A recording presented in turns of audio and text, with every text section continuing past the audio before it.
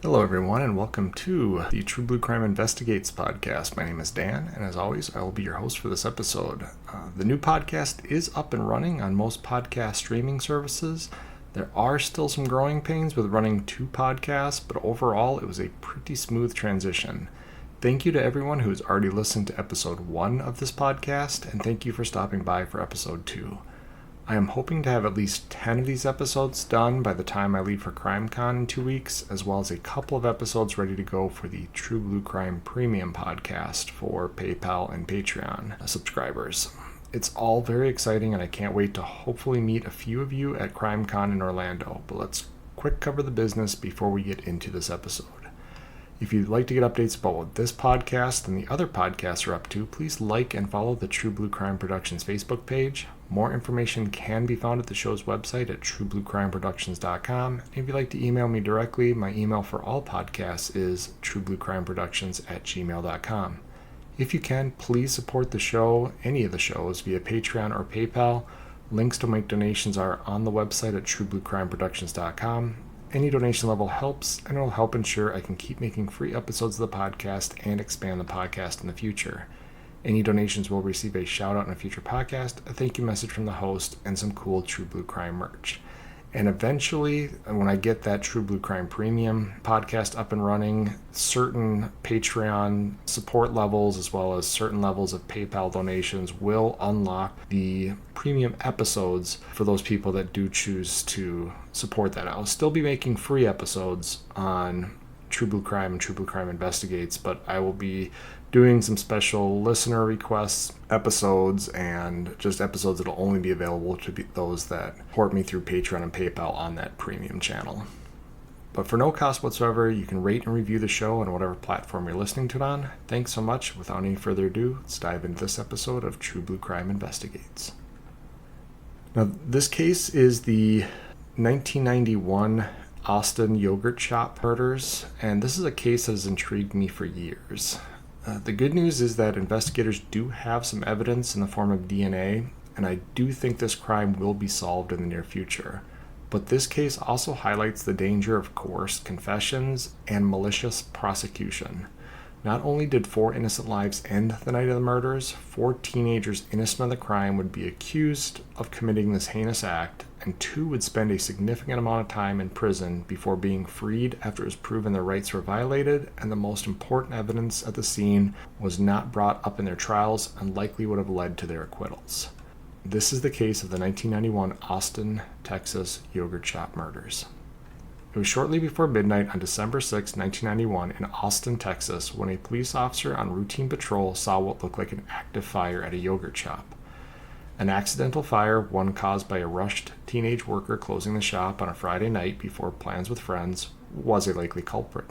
At worst, the crime could possibly be an arson, one that would later be linked back to an attempt to collect insurance money. But when firefighters extinguished the blaze, the body of 4 teenage girls in the back of the store brought a tragic and terrifying revelation to the case. This was arson, but it was committed to cover up some terrible acts in the quadruple murder of 4 young women. Over the almost 32 years since this horrible crime was committed, there have been several leads, false confessions, and even 2 false convictions, but the true perpetrator or perpetrators have never been identified and brought to justice. In order to better understand the investigation, let's explore that evening's events based on eyewitness accounts and what we know about the victims, the crime scene, and the evidence. The yogurt shop where this occurred was a chain of frozen yogurt shops called I Can't Believe It's Yogurt. These were a lot like old-fashioned ice cream parlors with various flavors of frozen yogurt that you could add all types of toppings to so you could make a delicious frozen yogurt sundae. And I remember these. We had them up in the Twin Cities area, but we had TCBYs in Minnesota. I know this early 90s time period, this was kind of a fad thing. You still had your soft serve, of course, across the country with Dairy Queens and places like that, but these places were, again, like these old-fashioned ice cream parlors, but it was frozen yogurt, which was supposed to be healthier than ice cream, but it was really just really heavily sugared yogurt, so it's basically the same thing as far as I could tell. But these were kind of, again, popular in the 90s, especially the early 90s, and they've come kind of back into fashion now. I know there's one by where I live, Cherry Berry. Again, it's a frozen yogurt place where you fill a cup with different flavors of soft serve frozen yogurt, and then you go through a topping, and then they weigh it, and depending how much your creation weighs, that's how much you pay for it. So again, these places do still exist, but back in the 1990s in Austin, Texas, the chain was I Can't Believe It's Yogurt. And working that night were 17-year-old Eliza Thomas and 17-year-old Jennifer Harbison. And then 15-year-old Sarah Harbison is going to be the sister to 17-year-old Jennifer Harbison. Some articles said she was working that night. She was the third employee. Others say she was just visiting her sister who was working, and it was just the two older girls there. And I tend to believe this more just because I can't imagine that it's going to be that busy on a Friday night in December that you're going to need to have 3 people working late into the evening. So I think it was just misreported that Sarah also worked there. I think it was that Eliza and Jennifer, the 17-year-olds, worked there, and 15-year-old Sarah was waiting for her sister Jennifer to get off work, and then 13-year-old Amy Ayers was waiting in the shop that night, and she was friends with Sarah, and the 2 younger girls were going to get a ride home from Jennifer after the shift ended. Initially, police had little to work with in terms of evidence in the case. The firefighters used a lot of water to extinguish the extremely hot fire, and the bodies of 3 of the girls were badly burned and in 4 inches of water. Dozens of firefighters, officers, and detectives walked around the crime scene for the first hour. And this is something we run into on almost any case where arson is used to cover up a murder. I'm not, and I never will be telling anyone how to commit a crime. That's obviously not the point of the podcast. But from my experience, anytime you have a fire, it complicates a criminal investigation. And when you have a fire that's been put out by the fire department, that also complicates the investigation. I actually put together a training that I would put on for our firefighters. We had a full-time fire department in the suburb that I worked at, and as part of their academy, they would attend a training that I would put on that would talk about the difficulties of investigating crime scenes after EMS response, whether it be firefighters or paramedics or both. And then I would also talk about scene safety and firefighters that have been shot at and killed arriving to scenes before police are there to secure it. So it was kind of a 2-part training that I put together and then presented for them. But one of the things in there, I've definitely discussed if there's life-saving opportunities, crime scene is secondary to life-saving. And when it comes to these fires, you can't obviously just let the fire burn. It's burning up the crime scene. You have to extinguish it, so you're going to have to apply water. And there's really no way for them to put out that fire without causing destruction to your evidence. It's just part of it. But the second part of this, I talked about all the firefighters, the officers, the detectives, EMS walking through the scene. That was a big part of my training, was personnel that don't need to be on site, especially after the fire's been extinguished. That crime scene needs to be locked down immediately to prevent potential cross-contamination or further destruction of evidence. So this was, again, a big thing that I harped on, and granted this is 1991, so DNA is not nearly as prevalent, obviously, as it is today. So that's not going to be a thought process that's going to be entering the minds, but even just walking through a crime scene, these firefighters, they wear big, bulky equipment that often they run into things, they step on things, they step over things, and we've had shell casings get stuck in boots of paramedics, of firefighters, of police officers that have walked through a scene that didn't need to be there, and now that shell casing is embedded in their boot, potentially scratching it up, causing issues with extraction marks, all that kind of stuff. So again, it was a big thing that I harped on a lot. The problem is, we'll talk about here, Austin was a new quote-unquote big city at the time. And this is because they had broke 250,000 in population in 1970. So they were already by 1970 considered a pretty decent sized city. They weren't Chicago or New York or LA, but they were definitely growing. But in the 21 years since they hit 250,000, so by 1991, they had doubled in population. So they had gone from a the cusp of being considered a big city to now they have 500,000 people in just 21 years. And so they struggled as a police department to keep up with this booming population because, as I've talked about on my other podcast, you have a certain ratio of police officers that you want to match up to your population. So if you're doubling your population, you're doubling, or sometimes even more than that, because the more people you get, the more problems you end up with. You're doubling your police force, which means a lot of hiring, which means potential for some bad hiring, potential for some bad promotions.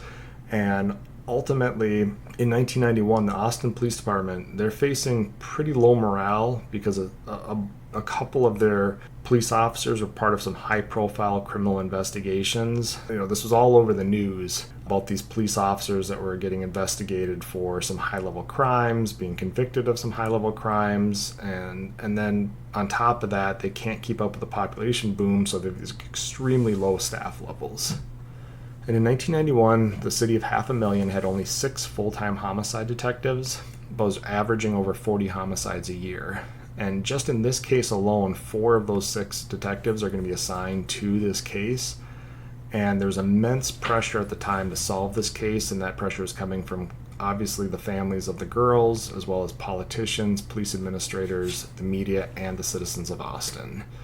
And this is because Austin was considered a quote-unquote safe place to live, and actually currently it's one of the safest cities in the country. But when they're going through these growing pains of becoming this big city, there was a big uptick in crime that matched a lot of the bigger cities of the 90s, and people in Austin weren't used to that and were looking to the police department to put a stop to it. And meanwhile, the police department's having all types of internal issues, and then they get hit with this quadruple homicide of 4 teenage girls. And as I've also talked about in my other podcast, homicide cases are often looked at like a hand of poker. And I'm not downplaying the tragedy of a homicide. I'm just creating a metaphor here that sometimes the hand you're dealt makes solving the case easy. And for example, if a homicide involves a spouse during a divorce or custody battle, you have a pretty strong suspect, and it's just putting the case together against that pretty strong suspect. Now, it's not always the case, and it's not always easy, but being dealt that hand is a lot easier than one with a stranger homicide, especially one involving 4 victims and a destroyed crime scene. 3 of the girls, Eliza, Sarah, and Jennifer, so the 2 17-year-olds and the 15-year-old, were found in a back hallway kind of area, and Amy was found in a back room. They had all been ordered to remove their clothing, and they had been bound using items in the store and their underwear. 2 of them had been sexually assaulted, and all 4 of them had been shot in the head before the shop was set on fire. As word spread around Austin about the monstrous crime, eyewitnesses came forward who had been in the shop the evening of the murders. They told police that a man got into a dispute with other customers while standing in line about an hour before close. He then went to near the back of the store and spent a considerable amount of time in the public restroom. And the restroom is located near a back door that some believe the man could have propped open, which would have allowed him to enter the store via the back after the girls locked the front door at close. And this is part of a strip mall, so you have, I'm assuming the back door, I only saw a picture of the front of the store, but I'm assuming that the back door probably leads into either a back parking lot behind the strip mall or maybe some type of a courtyard area behind the strip mall. But basically it's going to be an area potentially the employees would park back there. And so as they lock the front door, the belief is that this guy could have somehow propped open the back door, so when the girls are not paying as close attention, they're a little more vulnerable, they've locked the front door, this guy without using force can enter in the back of the store and ambush them basically. And other witnesses described 2 shady-looking men that were hanging out in the shop at close. The last 2 customers known to see the girls alive stated there were 2 men sitting in the shop as they left, and the girls locked the front door. This would be common practice, as it would only prevent someone from coming in the front door and would not prevent the customers already inside the store from leaving. And this is the case in most commercial buildings, most restaurants, stores, situations like that. They have those bars that or some type of a mechanism that allows you to leave from the inside, but it locks the door from the outside. And this is for things like fire safety. If there's obviously some type of an emergency, you can't lock the door so that the people inside can't get out. So a lot of the times, if you've worked retail or restaurants or whatnot, you'll lock the front door at closing, and if you still have customers, obviously you let them know, hey, the store's closing, but you're not kicking them out right at close in most cases. They may have purchased their yogurt, in this case, 5 minutes before close, and they want to eat it, and that's just part of being in retail or the restaurant business, is waiting for those last minute people to exit the premises. But again, in order to prevent more people from being added into the mix, they often lock the front door so that people on the outside can't enter, but people on the inside can still leave. So these last two customers, they're leaving as one of the girls is locking the door. These two guys are still in the yogurt shop at this point. And bullets and shell casings recovered at the scene indicated two different guns were used during the murders. A .380 and a .22 caliber handgun were used to execute the victims. Other than that limited evidence and the couple of statements from eyewitnesses, detectives did not have a lot to work with in the case. Then a few days later, at a nearby mall, a then 15-year-old boy named Maurice Pierce was caught with a loaded .22 caliber handgun tucked in his waistband. Given the proximity to the yogurt shop, the detectives interrogated him hard about the handgun and the murders, and while no recordings of the interrogation exist, they developed a list of 3 other teenagers that Maurice told them had been involved. However, what likely happened was that the 15-year-old Maurice was under immense pressure from the interrogation and basically threw 3 of his buddies under the bus to try and get out from charges related to him possessing the handgun. He didn't have enough specifics about the case, and he was ruled out as a suspect at that time. So from what I could understand, and this is going to be part of a series of missteps in this investigation, the police are under this immense pressure to solve this case. They come across this teenage kid who has a .22 caliber handgun, which, mind you, .22 caliber is probably one of the most common calibers of handguns out there. It's readily available. The ammunition is very cheap for them. It's not nearly obviously as powerful as a 9mm or 45 caliber handgun. Those are much more powerful rounds, but a .22 caliber handgun oftentimes is very small, very easy to conceal. It's used by people for self-defense and used a lot of times by criminals. So it's not as if it was a rare handgun caliber. There are some out there that are more rare than, say, the .22 or the 9mm. And so had it been a more rare handgun caliber, and let's just say the ammunition was a rare type of ammunition and those matched up, I could see the connection, proximity, and potentially that being the murder weapon. But if you arrest, back in 1991, 10 guys that are possessing handguns illegally, I'm going to guess that a lot of those are going to be 9mm and a lot of them are going to be .22 calibers. And you might get the rare .357, the .380s, 40 cals, different calibers that work their way into the mix. But again, a .22 caliber, we hear about them being used a lot, and so just to draw that connection and go after them hard is what's going to potentially lead to a false confession at this point and issues down the road. And it was said that Maurice basically threw 3 of his buddies under the bus because he didn't want to be the one caught with a handgun. And the way these interrogations work is, I'm sure the officers offered him an out, saying like, hey, we don't believe you were the one that had the handgun during these terrible murders. But if somebody were to have given you the handgun to hold on to, we could understand that. That could explain why you have this gun, why you have the potential murder weapon. So why don't you tell us who you hang out with and who could have given you this handgun? And after hours and hours of interrogation and asking questions, especially to a teenage boy, it doesn't take long for some of these people to turn and decide, if I want to try to get out of this, I got to come up with a story. And then their story actually ends up burying them or involving them or whatever it might be. But at the same time, it's going to be pretty clear to investigators early on whether this kid and his buddies are going to have anything to do with it, whether they're going to have knowledge of the crime scene, that things that the police officers saw, the investigators saw, that would match up versus somebody who's just making stuff up to try to make a story work. So pretty quickly they're going to say, we don't think this is our guy. We don't think this is related. And at the same time, a teenage couple came under suspicion after they confessed to the crimes, but they too were ruled out after they had gotten too many details about the crime wrong and were considered no longer to be suspects.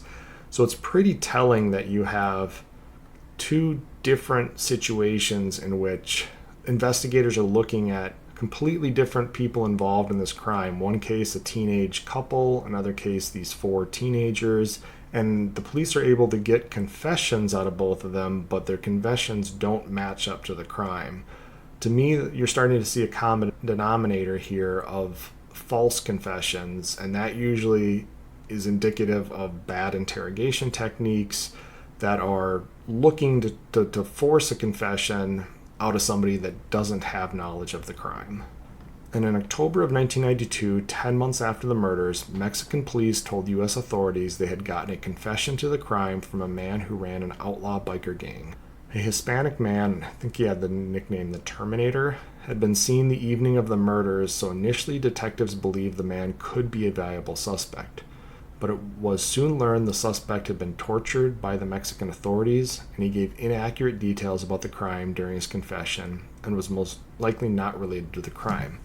And again, this is where if you do an interrogation right, and I'm not saying torture in any way is justified in these cases, but if you do an interrogation right, the person should be introducing all of the information about the crime scene. When I've watched bad interrogations, when I've watched investigators desperate to gain a confession, they will start to introduce either that holdback information or details about the crime that weren't released to the public or the public necessarily wouldn't know. And they'll ask the person, is it possible that your buddy shot 2 of them in the head and you just shot one of them in the chest? And that might be information, again, that the public doesn't know. They just know that these girls were killed. They don't know how they were shot necessarily. So then later on, when the suspect says, okay, yeah, I wanted to look like a man, so I shot, but I purposely only shot the girl in the shoulder so I wouldn't actually be a killer, but my buddies shot her in the head. And then the investigators, aha, that's information that they wouldn't know unless they committed the crime. They're confessing to specific details of the crime. Well, those were details that were introduced during the interrogation, during the questioning. And especially since some of these interrogations are going to go on for, I think one of them was like 18 hours, there can be a point where that person doesn't remember what was said. And to a certain degree, the investigators might not remember introducing it. And 10 hours later, they think they've got their aha moment where somebody confessed to something they didn't tell them. And in 1991, those interrogations of Maurice Pierce weren't even recorded from what I could see. I don't even know if there was transcripts of it. So again, this is what this case is based off of, these confessions, and we're seeing a series, 2 of them by the Austin PD and 1 by the Mexican authorities, where they're gaining confessions from people that don't appear to be suspects once the interrogation is done. So then the case sat cold for 7 years until a new group of detectives was assigned to the case and told to give it a fresh look in 1999. They sat down with the case file in August and went over what evidence they had and if they believed any of the suspects identified early on needed to be looked at a second time. 4 months later, on October 6, 1999, detectives on the cold case force arrested the 4 teenagers that were looked at after Maurice was found in possession of the .22 caliber handgun just days after the murders. So it was Maurice Pierce, and then the other 3 men were Forrest Welburn, Robert Burns, Springsteen IV, and Michael Scott. And later, in 1999, prosecutors convened a grand jury and presented evidence against the 4 teens. Maurice, Michael, and Robert were all indicted for 4 counts of capital murder, but Forrest faced 2 different grand juries that failed to indict him. It was decided that Michael and Robert would face the death penalty as they were 16 at the time of the murders, but Maurice was only 15 at the time, so he was not eligible for the death penalty. And this is a good time to talk about these grand juries. I've mentioned them in the other podcast, but most people don't understand the difference between a grand jury and a trial. So during a grand jury, there's no defense present. There's no defense attorneys. The suspect themselves, he or she is not present during the grand jury. It is simply the prosecution, whatever witnesses the prosecution wants to call, and then a room full of basically it's 30, 40 people sometimes. I've been witness at a couple of grand juries where it's a totally different experience than a trial. It feels more like a classroom atmosphere, and they allow the people in the grand jury to ask questions of the witnesses. So in the couple that I testified for as a crime scene team lead for homicides, they would ask me various questions about the crime scene or the processing or the evidence or whatever it might be. But it's basically because there's no defense there. If you've got any shred of evidence, you don't have to present. You should, but you don't have to present anything that is contrary to that person being indicted. So of course, 30 to 40 people will listen to only one side of the argument, and if it's presented properly, there should be no issues getting an indictment. I think the famous phrase is, if done right, you can indict a ham sandwich or something along those lines. Because, again, with no defense, there's nobody that's going to object to anything you say. There's nobody to rule out evidence that you present. It's basically whether or not there's enough to bring this charges against this person. And if you have any shred of evidence, you should be able to get an indictment. So the fact that 3 of them are indicted, that's not surprising, but the fact that this guy has gone to 2 grand juries and they can't get an indictment, that should be pretty telling right there about the strength of the case. And Robert's capital murder trial began in April of 2001, and it was soon made very clear that the trial would only be based on the confessions the police had gained, made by the other teens during police interrogations, as there was zero physical evidence that linked any of the suspects to the crimes. And they're not going to know it during this trial, but even the .22 caliber that Maurice was found to possess was ruled out as it did not match the murder weapon. So basically, back in 1999, what happened was, I think it was Michael Scott, that investigators in this cold case, they tracked him down, and then they spent something like 18 hours with him. They drove him to the scene of the crime, and he was said to be extremely gullible. He wanted to help the police. He wanted to solve this case. I think a lot of people said he was very easy to manipulate by the police, and by that it was that he wanted to please the investigators with information that they wanted to hear. So a lot of people will question, if you're innocent of a crime and you didn't do it, why would you confess to it? Well, again, it's almost psychological warfare. After 18 hours of listening to somebody tell you did this or your buddies did this, and I think in this case they tried to claim that Michael was just a lookout in the crime or something. And so they downplayed his involvement and had him throw his other buddies under the bus, and then fed him the information he needed.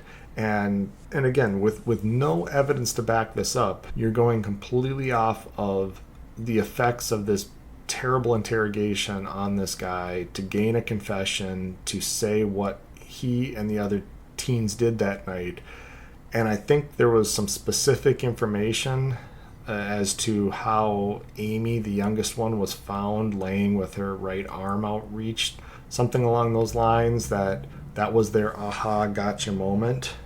But what was difficult was, since they didn't have the transcripts back from 1991 or any information what was said, they don't know what information was fed to these suspects that they might have still remembered 8 years later. And so it wasn't as if they were working with a completely clean slate. So anything they did gain was potentially tarnished from the 1991 interviews. So again, these confessions are filled with issues. And then they even played the confessions for the jury, and the jury was exposed to some extremely questionable and even some criminal behavior at the hands of the police.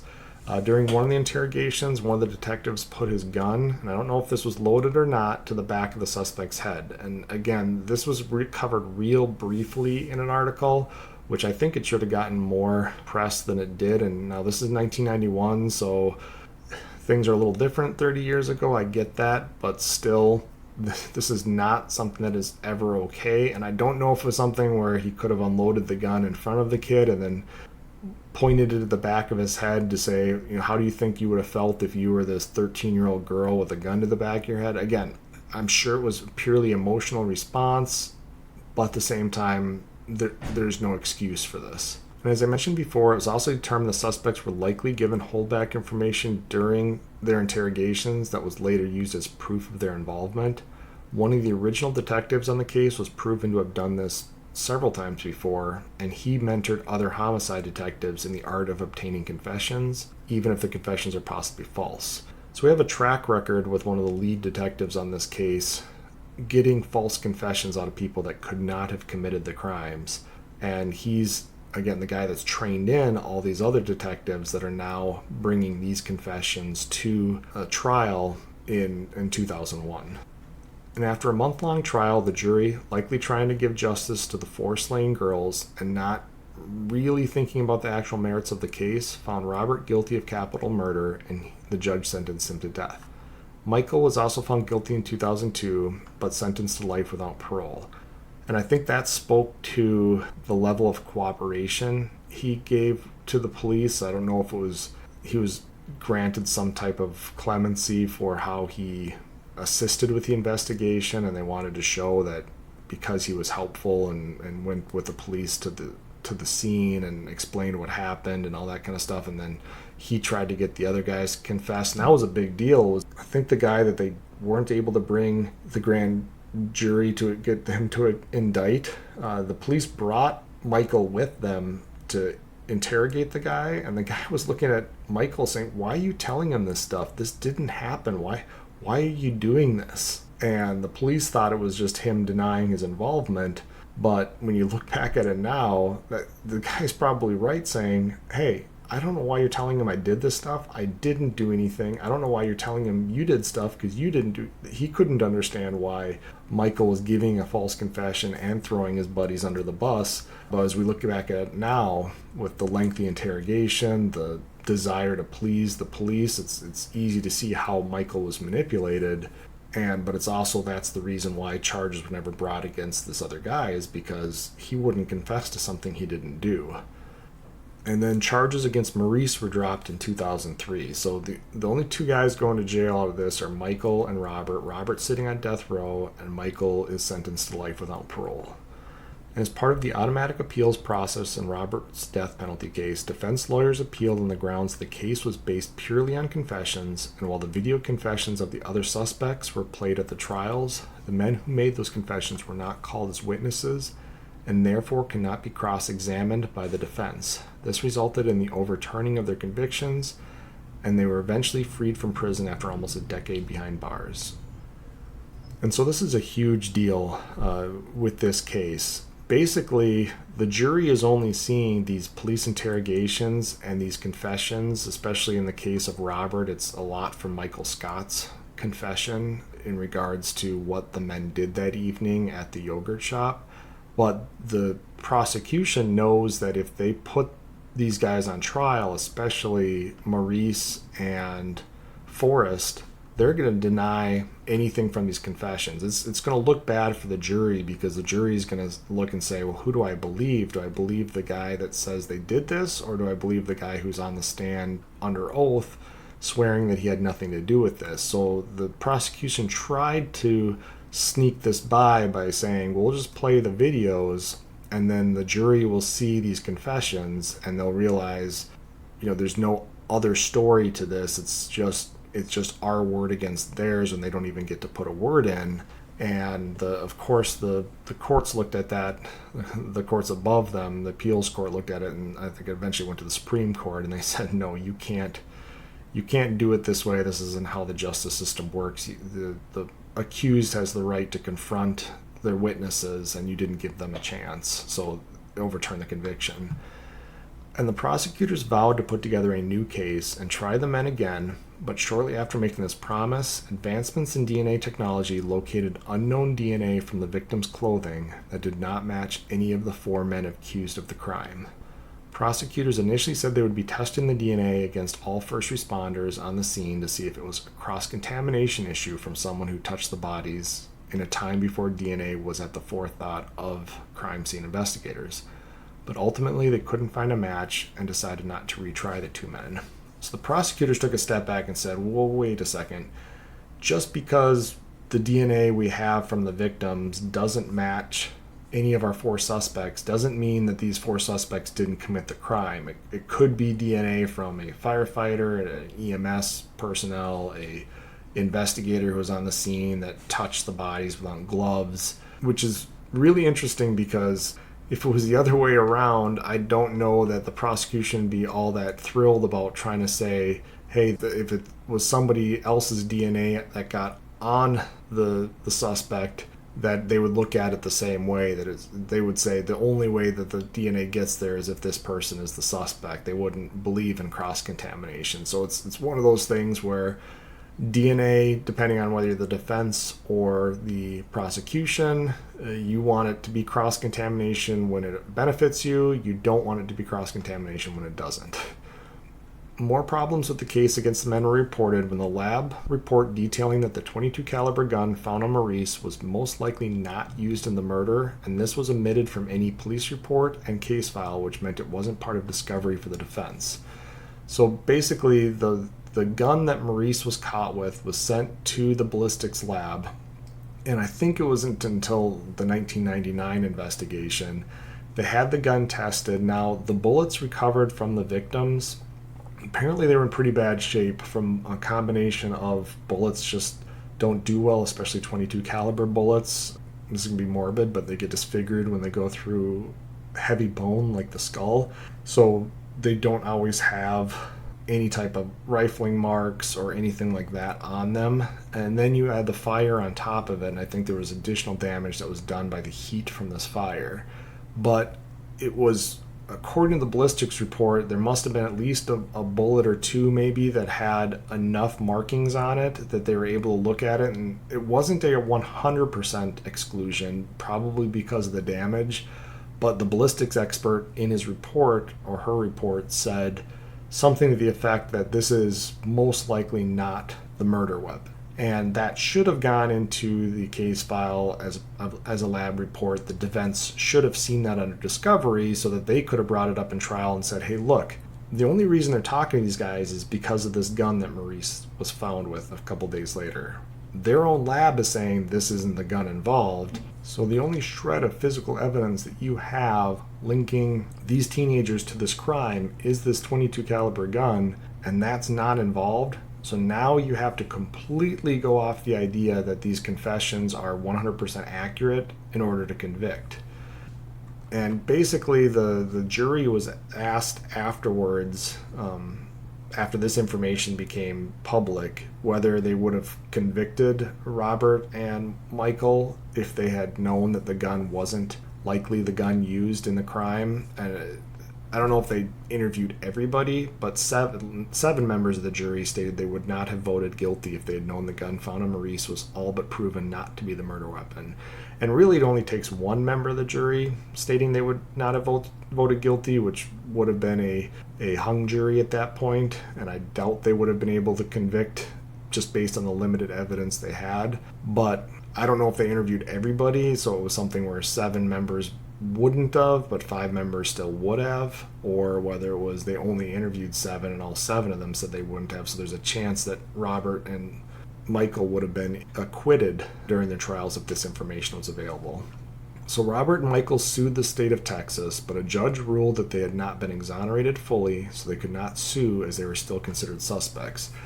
So when it comes to putting somebody away in prison, there's a lot of states that have legislation that states that if it's found that you are exonerated of the crime and you spent time in prison, you get X amount of dollars per year that you spent in prison almost automatically. However, the state of Texas is going to use some semantics here and basically say, well, it hasn't been proven that you didn't commit the crime, so we don't want to give you a bunch of money and then turn around and find out you really did commit the crime. There's nothing that has said you didn't to this point, so you're not going to get your money. However, for the criminal investigation, everything was back to step one. The case has new evidence due to advancements in DNA, but the sample the FBI has is very weak, and at this point can only be used to rule people out. And I think it was in 2016 or 2017, the FBI came out and said they did have a match to the DNA in was CODIS or some database. And so everybody threw their hands up in the air in excitement and said, this is it. We're going to find out who the killer is. We've got this match. And then the FBI said, whoa, not so fast. The sample, it's something about the number of markers. It's still a very weak sample. So they have a match to a certain number of markers, but that doesn't get 100% match. Basically, something in the effect of like 1,000 people in the United States could have those numbers of markers matching. So just because you found one person with it does not make them the killer. But there is hope that as DNA technology advances more, they're going to be able to either get further markers out of that weak sample to the point that they can narrow it down. And if they are able to ever say this sample belongs to this person, then they will have a viable suspect. What intrigues me is that should mean that they should be able to exclude anybody who was ever on that scene to see if that DNA really is cross-contamination, because if there's only 1,000 people in the United States that match and one of those first responders matches that profile, again, it doesn't 100% mean that that is cross-contamination from that person, because there's a very, very small chance that the suspect still could have left that, because they would also be within that 1,000 people in the United States. But it just would be a very small, tiny, minute chance that it wouldn't be cross-contamination at that point. So it's frustrating because here we are like 6 years later after they made this announcement, and they still haven't gotten any closer as far as we can tell. But I do think because there is this DNA evidence and all the advancements we've had over the past even 5 or 6 years, and all of the forensic genealogy stuff that has been worked out, I think even if you're able to rule out a large pool of those 1,000 people, you might be able to find your suspect. But this crime, we'll talk about the crime scene a little bit here and some theories that I have. And the crime scene speaks of a premeditated, well-planned out murder by at least 2 suspects. And that's because it's very uncommon for one suspect to have 2 guns, and even with a gun or 2 guns, it would be difficult for one person to control 4 people. And it's very possible the girls were separated at one point, which also indicates at least 2 people. And so, again, the 2 people theory, if there's one person holding 4 people hostage, the second they execute one person, those other people should be running. They should know that their chance to live is next to nothing. Why not risk trying to run? There's a chance that one of you could at least get away if 3 people run. And if you end up dying, it's sad, but that was what was going to happen anyway. The idea of 2 people makes it seem like it's easier to control a group of people. And then again, because Amy's in whole other part of the back area of the yogurt shop, to me that indicates that the victims were separated at some point, which is usually something that is only done by a 2 suspect scenario, because leaving the other women, even if they're bound, even if you think they're cured in some way, leaving them, putting them out of your sight, going into a completely different room with this 13-year-old girl would leave it so that one of the girls might escape, might get away. So I honestly believe it's 2 suspects in this case, and maybe more, but I really think 2 is probably more accurate. And while robbery may have been part of the crime, I think the true motive was the sexual assault, and the men likely killed the girls because they entered the store without anything to mask their identities, and the girls would be able to identify them if left alive. When you look at these crimes, again, motive is a big part of it, and I just don't see, I understand it's the 90s, I've talked about in my other podcast, in the 90s cash was king, people paid with cash way more than they did with credit card, but a yogurt shop, even on a Friday night, in December, I don't care how warm it is, a July or August Friday at a frozen yogurt shop in Texas, I could see being a big cash business, but a December Friday night, I can't imagine that it's a big mark for a robbery. If you're going to go through that much effort to rob a place, you think you'd rob a place that's going to have several $1,000s, you might as well rob a bank at that point, or even gas stations might have had more money back then than a yogurt shop. And you have to keep in mind too that they were willing to risk doing this with 4 victims there. A robbery is usually a crime of opportunity, and so I could see if there was 1 employee or even 2 employees and no witnesses that 2 people would risk committing a robbery at that point. But with 4 people, it just doesn't seem to be like, again, there's easier places where people work alone, convenience stores, different places like that, where you're more likely to get away with the crime and less likely to run into issues. And so to me, they seem to be extremely motivated to commit this crime, and they knew from the very beginning that they were going to kill anybody that was a witness, because again, they didn't walk in ski masks. They didn't plan this out as, we're going to hide our identities. They probably passed themselves off as customers, and it may have been a crime of opportunity in terms of a sexual assault, or it could have been something where these guys have frequented the store before and became infatuated with the teenage girls working there and decided that night they were going to commit the sexual assault. And setting the shop on fire adds a level of sophistication of the crime, and this is because fires are not always successful, and they do require some level of thought and calm after killing 4 people. And this again indicates a level of organization and control that likely points to multiple suspects that have committed similar crimes. And I say that because I can't imagine, and I've never killed 4 people in cold blood, but I can't imagine that you are in a mental state at that point that is anything but get the heck out of the area. So to think, hey, we can't just leave, we actually have to try to destroy evidence at the same time. To me, that is pre-planning, that's pre-thinking, and it's also, again, most things post-1980s are not designed to burn. A lot of stuff has been made fire retardant in the United States, and so starting a fire, there's many times that I worked cases where somebody tried to burn their house down or burn a car or whatever it might be, and it's not as easy as it looks in TV or movies. It requires a lot of flammable liquids added to the scene in order to really get the fire going. There's a lot of fire suppression systems in places now, and probably not as many in 1991, but again, to get a fire going is not always the easiest thing, especially in a situation like the back of a yogurt shop. So these guys either had to think ahead or they had to know what items they could use in the shop to further the fire. I think they covered the women in like some styrofoam cups, or maybe the styrofoam bowls that the yogurt went in or something, and knowing that stuff burns really hot. So again, to me, this isn't teenagers. This is not 15-year-old Maurice Pierce and his buddies. 4 teens committing this crime and thinking this through and starting this place on fire afterwards. And if I had to guess, the criminals in this case were at least 25 years old, which would make them approaching 60, if not older than 60, if they're still alive today. I think they're likely incarcerated, possibly under some type of sex crime or sexual assault that ended in a murder. I don't think it was a one-off that they did.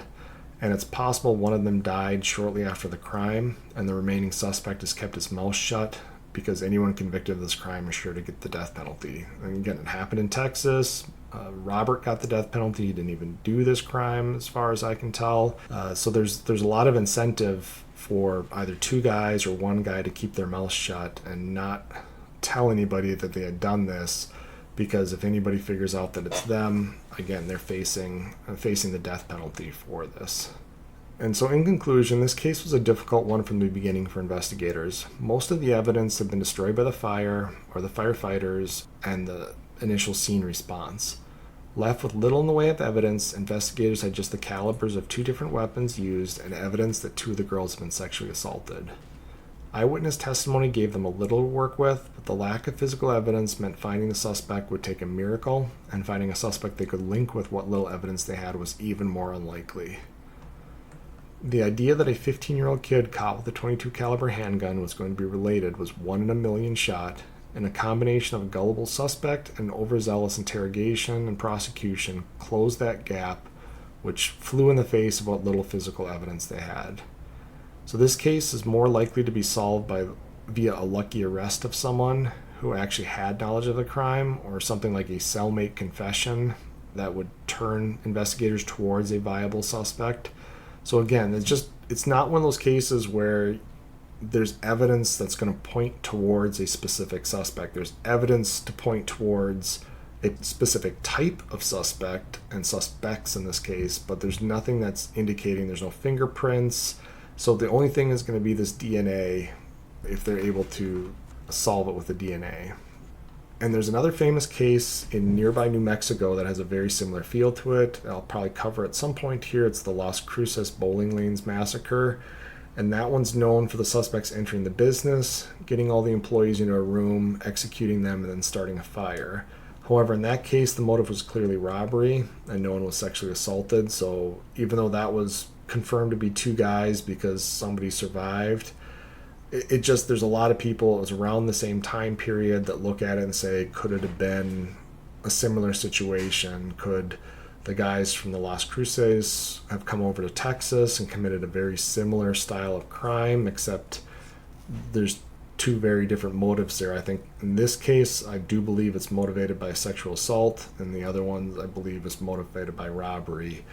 That doesn't mean that they can't be the same suspects, but there's been a lot of people that have looked into the two cases, and while there's a lot of similarities, I think there's enough differences that people have said they don't believe that the same suspects are involved in both cases. But they're both unsolved, so we don't know. So I do hold out hope that this case will be solved via that DNA I talked about in the future, just like the Golden State Killer case. The killer or killers may still be out there, and if they are, the victims and their families deserve real justice in this case. But that is the case of the Yogurt Shop murders. Thank you guys for listening. Stay tuned for future episodes, and feel free to write me at truebluecrimes@gmail.com. You can also find me at True Blue Crime Productions on Facebook, and support me via Patreon at True Blue Crime Productions. So that's it for today, guys. Thanks for listening. Talk to you later. Goodbye.